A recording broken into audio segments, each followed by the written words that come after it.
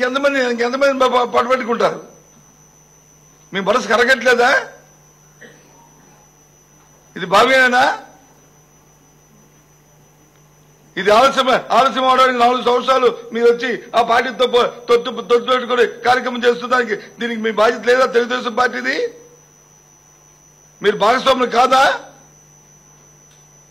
ఇది ఆత్మహత్య లేకపోతే ప్రభుత్వ హత్య చెప్పండి.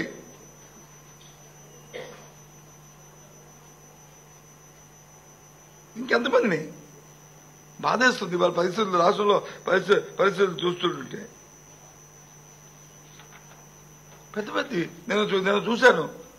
గొంతుకు చించుకొని మాట్లాడుతున్నారు. ఆ గొంతుకు చించుకునే మాటలు 2 సంవత్సరాల కింద 3 సంవత్సరాల కింద మాట్లాడితే బాగుండు. నేను టీవీలో వచ్చేస్తున్నారు. నరేంద్ర మోడీ గారును చంద్రబాబు నాయుడు గారు ప్రసంగాలు వేస్తున్నారు. ఈ ప్రసంగాలు 2.5-3 సంవత్సరాలు బట్టి వివిధ సభల్లో జగన్మోహన్ రెడ్డి గారు అందరికీ వినిపిస్తున్నారు. చెప్పారు, ఆలోచించండి అని చెప్తే హేళన చేశారు మమ్మల్ని. ప్యాకేజీ కంటే ఏమిస్తారు అని సన్మానాలు చేశారు. మళ్ళీ పై వచ్చి మళ్ళీ మాట్లాడుతున్నారు. ఇవాళ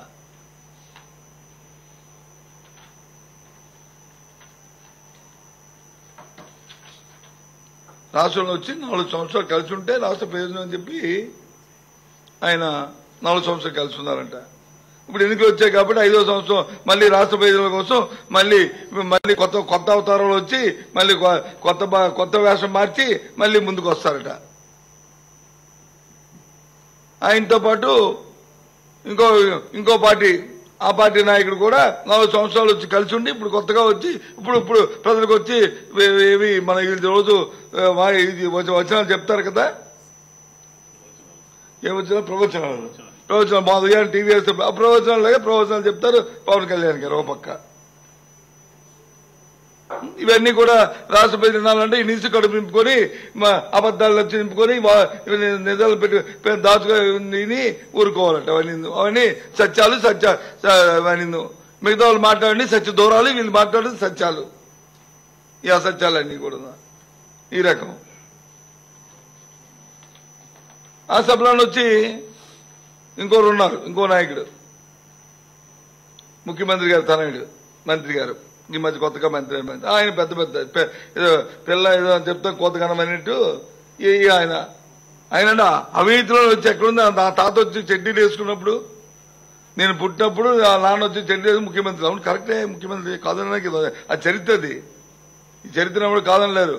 మీరు పుట్టినప్పటికి మీ తాతగారు వచ్చి ముఖ్యమంత్రి, నువ్వు చెడ్డీలు వేసుకుని మీ నాన్నగారు ముఖ్యమంత్రి, ఎవ్వరూ కాదనలేదు. అది చరిత్రది. కానీ అవినీతి ఎక్కడి నుంచి మొదలు పెట్టమంటారు చెప్పండి మంత్రి గారు? మీ అవినీతి, మీ నాన్నగారి అవినీతి ఎక్కడి నుంచి స్టార్ట్ చేయమంటారు, ఎక్కడ ఎండ్ చేయమంటారు? ఈ 13 జిల్లాల్లో చెప్పండి. విశాఖపట్నంలో స్టార్ట్ చేసుకుందామా చెప్పండి.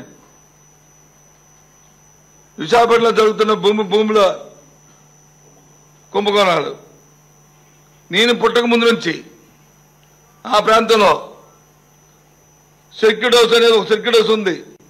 ఆ సర్క్యూట్ హౌస్ కనుచూపు మేరలో భూములు కనిపిస్తుంటాయి. గత 2-3 సంవత్సరాలుగా అక్కడ వచ్చి ఇప్పుడు ఇల్లు వస్తున్నాయి. ఎవరైనా అంటే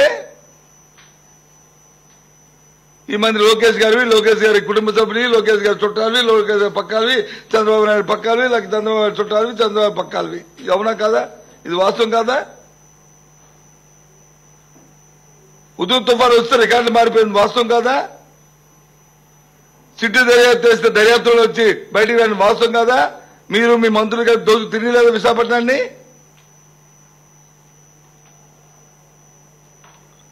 ఎన్ని కుటుంబాలు చెప్పమంటారు?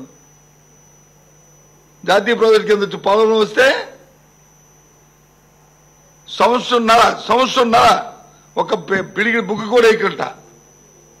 అది మళ్ళీ ఆంధ్ర రాష్ట్రానికి ఆ ఏజెన్సీ వచ్చే వరకు కూడా, ఆ బాధ్యత అప్పగించే వరకు కూడా పనులు మొదలు పెట్టారా?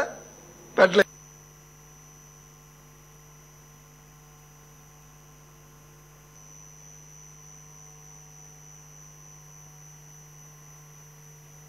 ఎన్ని 100% మీ షేర్లు అమ్మారు?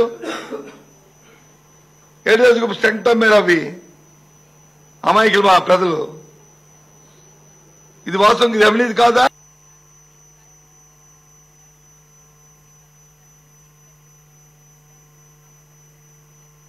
ఏంటండి వీడియో నచ్చిందా? అయితే ఓ లైక్ వేసుకోండి, లేదంటే ఓ కామెంట్ చేయండి. ఎప్పటికప్పుడు మా వీడియోస్ చూడాలంటే సబ్స్క్రైబ్ చేసుకోండి.